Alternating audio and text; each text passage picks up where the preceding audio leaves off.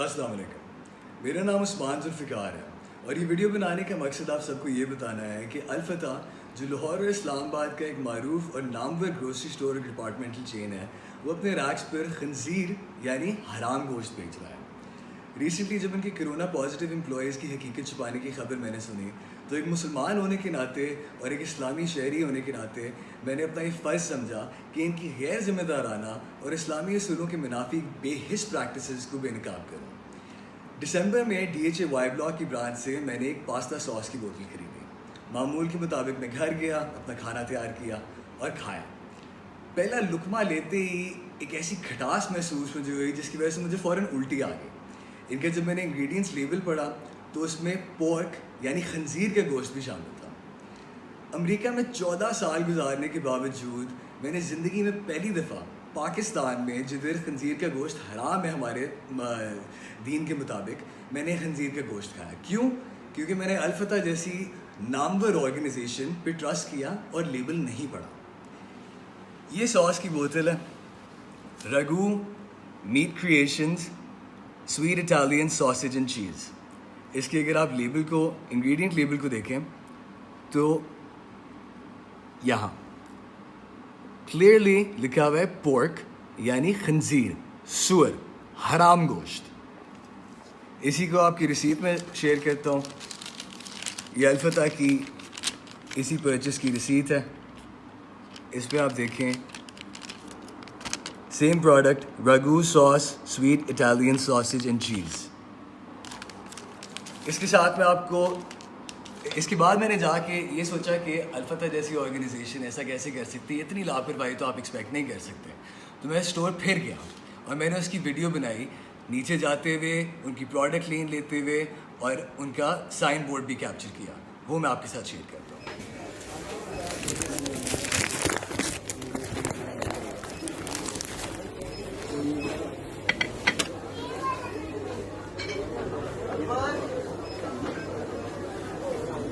Can't really see it over here, but I have pictures to support that this is pork, Italian sausage in a non-halal section at Al-Fitah and Y Block. I mean at a halal section. My bad.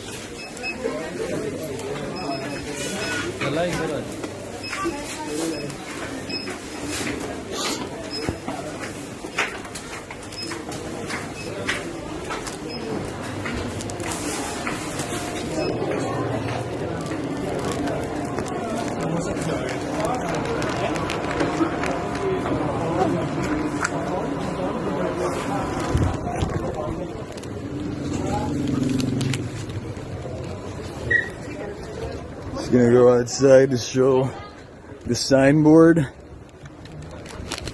ये Lahore Y Block DHA का अल-फतह, as you can see.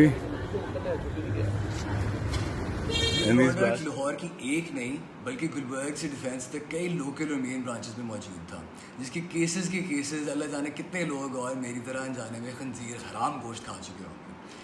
एक मुसलमान होने के नाते मैंने अपनी responsibility समझी कि इस पर एक इनिशिएटिव लिया जाए और मैंने अल-फतह को एक लीगल नोटिस भिजवाया। उस लीगल नोटिस की जवाब मुझे ये आया कि ये कस्टमर की रिस्पॉन्सिबिलिटी है कि ख़रीदो फ़रोख्त करने से पहले लेबल पढ़ें। अगर कस्टमर की रिस्पॉन्सिबिलिटी लेबल पढ़ना है तो इतने बड़े बड़े स्टोर्स खोल के क्या ये आपकी रिस्पॉन्सिबिलिटी नहीं है कि इस्लामिक रिपब्लिक ऑफ पाकिस्तान में जहाँ खंजीर का गोश्त हराम है आप अपने मासेस को ना बेचें? इस नोटिस के बाद मेरे घर आए इनके ऑपरेशंस हेडक्वार्टर्स के जवाद तैयब साहब, जो अपना कार्ड भी छोड़ के गए। इन्होंने मुझे मनाने की कोशिश की कि मैं अपना लीगल नोटिस वापस लूँ और मुझे साथ में ये भी धमकाया गया कि अगर ये प्रोसीडिंग्स आगे चली तो मेरे पे डेफेमेशन की प्रोसीडिंग्स हो सकती है, जो एक बहुत ही हैरान कुन बात है कि बजाय इस बात का एतराफ़ किया जाए, ना ही तो सिर्फ इनकार किया जा रहा है बल्कि इस बात का सारा ओनस मेरे पे डाला जा रहा है कि ये मेरी रिस्पॉन्सिबिलिटी है। मेरी आप सबसे गुजारिश है कि इस वीडियो को ज़्यादा से ज़्यादा शेयर करें ताकि अल-फतह जैसी बड़ी ऑर्गेनाइजेशंस आम आदमी के इस्लामी अखलाकों की और असूलों की धज्जियाँ उड़ाते जाएँ। ये एक छोटी बात नहीं है। अनजाने में लोग मेरी तरह और पता नहीं कितने और लोग हराम गोश्त खा चुके हैं जिनको पता भी नहीं होगा कि उन्होंने क्या खाया। मेरी आपसे ये एक मशवरा है कि अगर इन जैसी बड़ी ऑर्गेनाइजेशंस अपनी रिस्पॉन्सिबिलिटी इवेट कर सकती हैं इस तरह, तो आप अपने तौर पे मुसलमान होने के नाते लेबल्स पढ़ें, जानें कि इनकी इंग्रेडिएंट्स में क्या है, नहीं तो आप भी मेरी तरह और कई औरों की तरह हराम गोश्त और न जाने और क्या खा सकते हैं। अल्लाह हाफ़िज़।